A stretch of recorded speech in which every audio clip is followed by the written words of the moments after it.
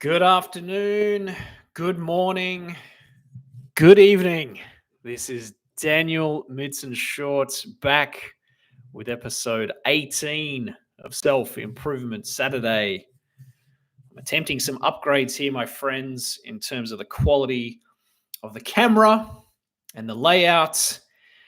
And we're trying to make things a little better slowly for the new year. Happy New Year, everybody. Happy 2024. Today is January 6th, 2024, and this is episode 18 of Self Improvement Saturday. And we're rolling along into the new year. Good to see you all. Hope you had a wonderful New Year's Eve, wonderful Christmas break.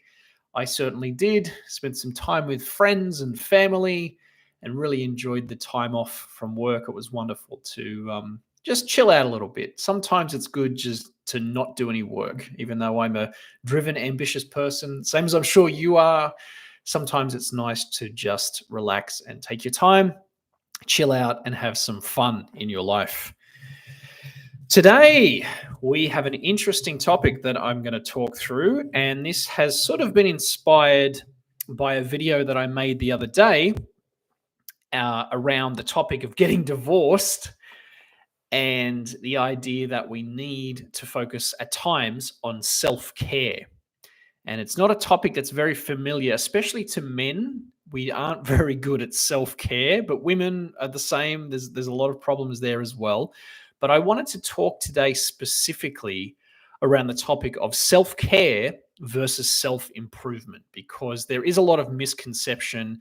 And I think a lot of us, me included, think that it's kind of the same thing, that to do self-care is the same as doing self-improvement. And I believe that it actually is a different thing that you should be doing in your life at times. There are times when you certainly should be focused on self-improvement. I mean, that's the name of our show after all, and I believe in it very strongly. But at the same time, you have to let it go at times, and you have to just focus on self-care. And I think that's really important to understand the distinction and the difference, and to know when you need to do either. So today we're going to talk through, first of all, the differences from my perspective. I've read a lot about this the last week or so. There's a lot of interesting blogs and content online. I've been influenced a lot by the work of David Hawkins, who wrote the book Letting Go and The Map of Consciousness, and a ton of books that you can see behind me there on my bookshelf. Really awesome author talking about this topic a lot, and the idea of self-care, and it's really worth exploring if it's something you feel like you need to do in your life. So let's get into it, my friends. Quick sip of coffee before we start. Delicious. Let's talk about self-care versus self-improvement. What an interesting topic. I don't know that I really understood the difference for many years in my life. I was a self-improvement junkie, someone who needed to continually change and grow and improve. And what I didn't realize was that I was kind of harming myself by this rampant obsession with self-improvement. I wasn't actually becoming a greater person, a better person, because I was so obsessed with trying to improve myself and change and grow and be better. Sometimes we just need to care for ourselves. We need to let ourselves nurture and to regenerate and to grow in a natural way versus forcing the fact. I think that's one of the problems in life, is that we tend to force the fact that we need to grow, and we end up damaging ourselves as a result. So let's talk about the difference between self-care and self-improvement from my perspective. Self-improvement, which you probably understand if you're watching this show, is the process of learning, of challenging yourself, of changing habits, of trying to proactively be better in some aspect of your life. You look at your life as it is today and you say, you know what, I see more potential, or I feel like there's more potential inside of myself. Maybe you look at another person, or you go through an experience and you realize there's more to me than I am right now. I can be better, I can change, I can grow, I can improve. And that's great. I think that's an excellent thing to do in your life. There are times when absolutely improving yourself will not only benefit you, but benefit the world, the people you interact with. There's a lot of huge gains to be made when you read more, when you get new mentors, when you change your habits, when you discipline yourself in a lot of ways, and you will feel the benefits. You'll feel an ego boost. Definitely, you'll feel a sense of self confidence and self worth. You'll probably achieve more as a result of trying to improve in some way in your life. And that is a wonderful thing. However, there is also another element to this, which is sometimes you need to just relax, let go, and actually let your body and your mind and your soul and every part of you just regenerate and recuperate. Too much self improvement, forcing the issue too often and too much will cause you to actually burn out. And I'm speaking from direct experience here. There have been many times in my life where I've tried so hard to be better or to try to change something about myself that I've ended up burning myself out, getting angry at myself, getting depressed, feeling very sort of lost in my life. And I didn't realize that I was causing it because I was forcing my self improvement to keep going. So there is a plus side and a minus side to self improvement. I've talked about this in other videos too, the dark side of self improvement when we go too far with it. But I think it's important to understand what self improvement is. On the other hand, we have self care. Now, self care, unfortunately, I think gets a bit of a bad rap because you kind of think of it as, someone who's living out in the wilderness by themselves, doing yoga all day, breathing deeply, sipping tea or whatever, listening to meditation chants. We seem to think that self care is just this one modality. It's this one way of being. We disconnect from everything material and we go off by ourselves and we regenerate and we're at one with the universe. Maybe that's some people's version of self care. That's definitely not mine. I've never really resonated with that personally. Maybe you have. I don't know. But self care is you just taking time to actually identify with yourself, to tune in to where you're at right now, and actually letting it be. That is a really tough thing to do sometimes. So, I want to define with two definitions here the difference between the two. So, self improvement, I believe, is the idea that you can be better in some way. You've got this idea or this feeling inside that you can be better in some way. And it's a good thing, can go too far sometimes, but it's generally a good thing. Self care is the idea that you are important, that you are valuable just as you are. And sometimes that's difficult for us to acknowledge and to realize that who we are as a person, as we exist right now, is actually important. And we need to embrace that, acknowledge it, and accept it in our lives. And we do that through self care.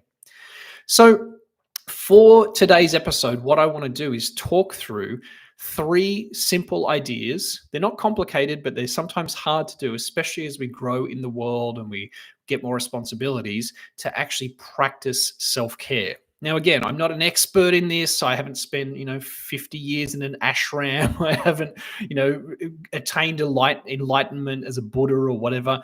But I do know ways that I have found self-care in my life, and hopefully they will resonate for you. They're pretty simple, but there's three of them.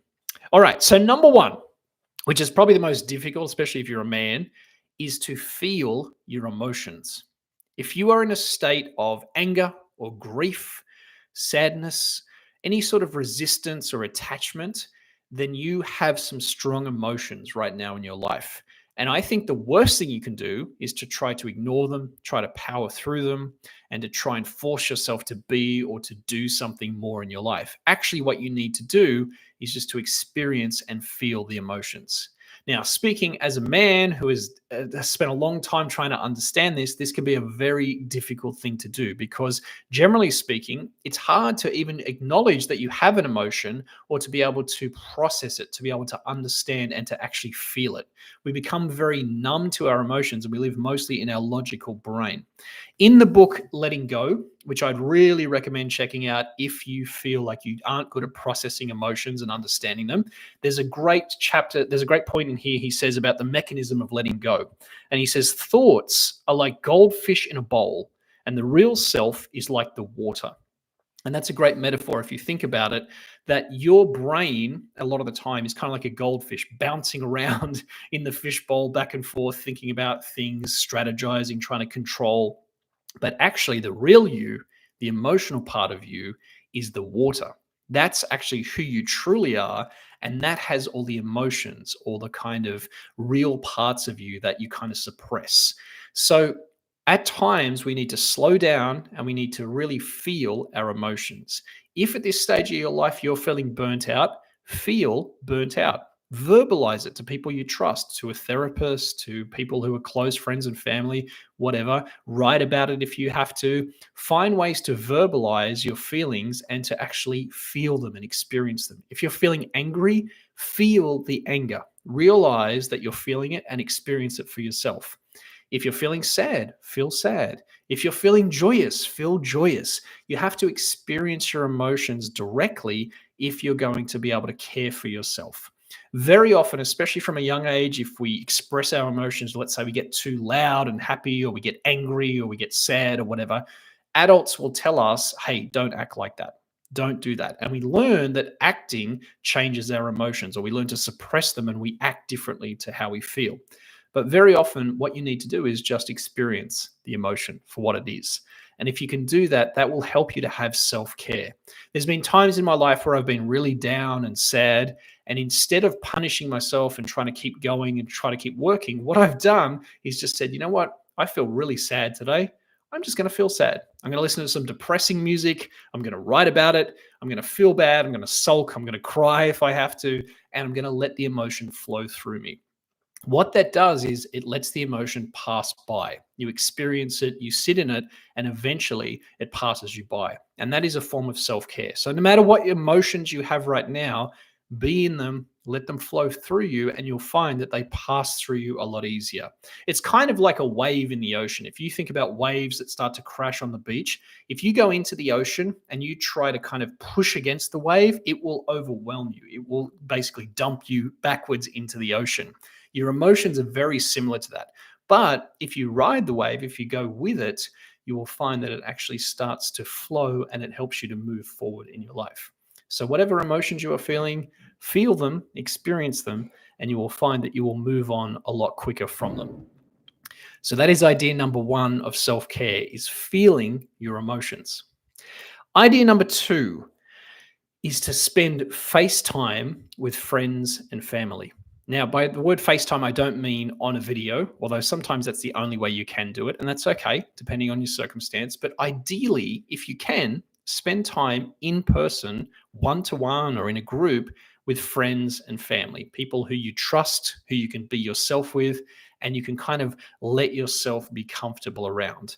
Have some fun, share some emotions and things that you're going through if you need to, but just spend time with friends and family in community. One of the risks of too much self improvement is that you get too much internal focus. You get stuck on yourself and thinking you need to change and improve constantly, whereas self care is about focusing outwards as well, being part of a community, a society, and connecting with people. Spending time with friends and family is one of the best ways that I know to generate yourself and to feel a sense of self care, because those people, generally speaking, know you the best.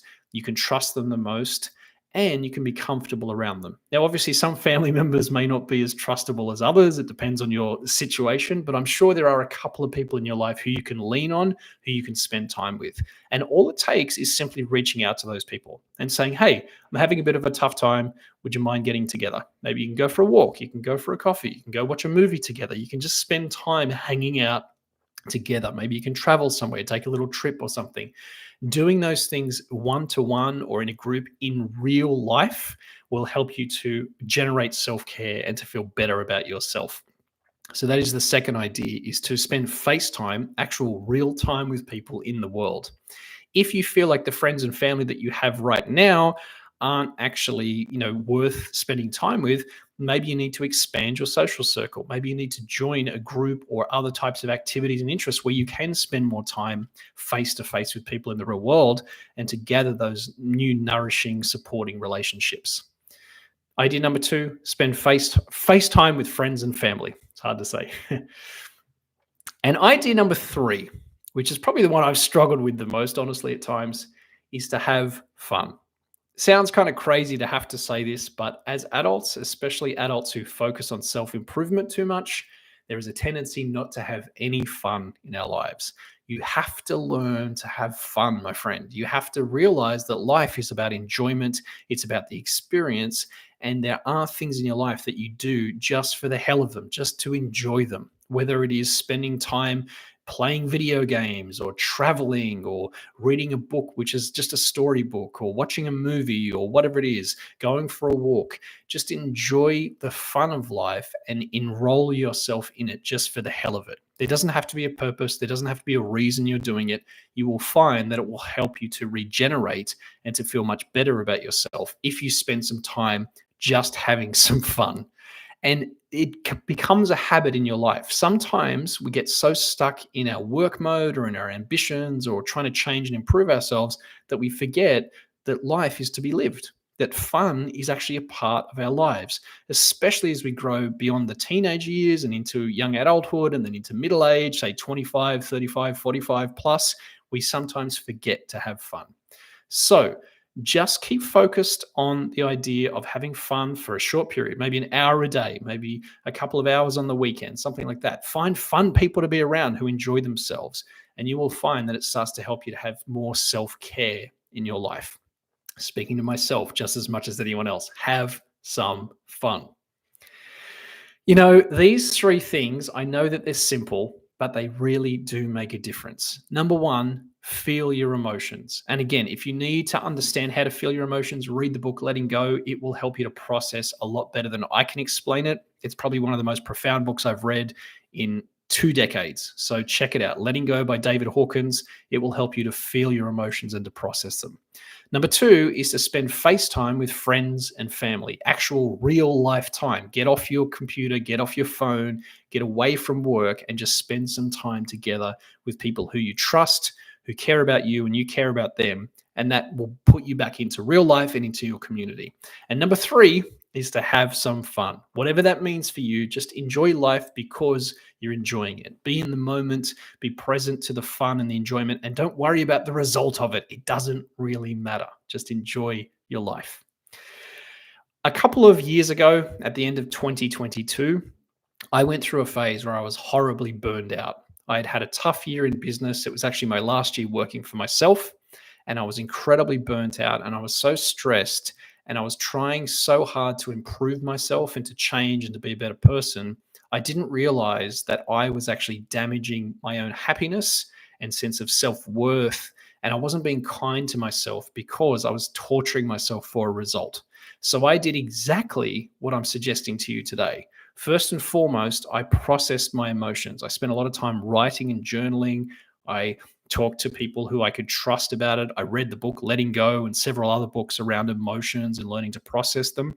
And I spent time really feeling anger and sadness and frustration and disillusionment and all the different emotions that I felt. And I let the wave ride through me. The next thing I did was I booked a trip to Australia and I spent time with friends and family. I spent a couple of weeks not working, just hanging out, having laughs, having a good time with them, traveling a little bit around, seeing people, seeing old friends, and just experiencing life because I hadn't done that for almost 2 years and I needed it in my life. And that helped me to regenerate, helped me to remind myself of who I am and how I'm valued and loved. And that helped me to grow and to have that self-care.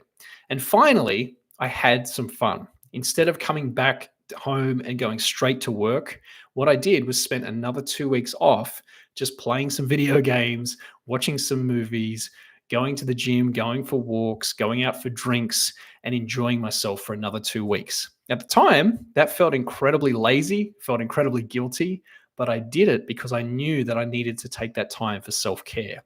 And I got to tell you, my friend, doing that at the end of 2022 made me into a different person. I wouldn't be as fulfilled and as happy as I am today had I not taken that time to stop self-improvement and to focus on self-care. So my message to you today is that if for some reason you are feeling like self-improvement isn't working for you as well, maybe you need to stop for a while. Maybe you need to let go of all the books and all the routines and all the habits, and you need to just sit with yourself and focus on you as a person being important. Be kinder to yourself. Notice what you need and just sit in that for as long as it takes. Might need a week, you might need a month, you might need a year, who knows? But self-care is really the way that you will grow the most. Self-improvement is wonderful, but self-care is at the foundation of who you are, and it's really the thing that helps you to continue to grow in your life. I hope that that idea has been useful for you. It's an important one that I needed to remind myself of recently. And I think with the new year starting over again, it's something that I'm going to be focused more on is more self-care along with self-improvement. Even though I love learning and growing and challenging myself, there has to be an element of care as well as I go through it because I am important just as a person, same as you are important as a person, and our achievements and our development and our results are secondary to who we are and the value that we have individually. So, my friends, it's a short one today, but I hope that this idea resonates with you. Hopefully, it helps you in some way. We have a couple of comments here from Heidi in the chat. So, you said, Heidi, you said, love the wave analogy. It is a profound idea, isn't it? I wish I remember who taught me that. But yeah, if you ever go into the ocean, you will experience it. If you try and face up to the wave and force your energy against it, it will end up pushing you backwards. But if you flow with it, it tends to pass very quickly. And you also said, I sometimes feel guilty for having fun, have to grind all the time and be productive. Yes, definitely. I've been there, my friend. It's very easy in today's culture to think that you have to have the, what do they call it, the grind set mentality, constantly achieving and growing. And it's not really getting you anywhere except more miserable. So, yeah, I'm glad that it resonated with you. And maybe that's what you needed to hear today. So, and thank you. Happy New Year to you as well. Great to have you here. I really appreciate you being here. It's fun to do these lives and to be able to chat with people a little bit. So we will be back next week.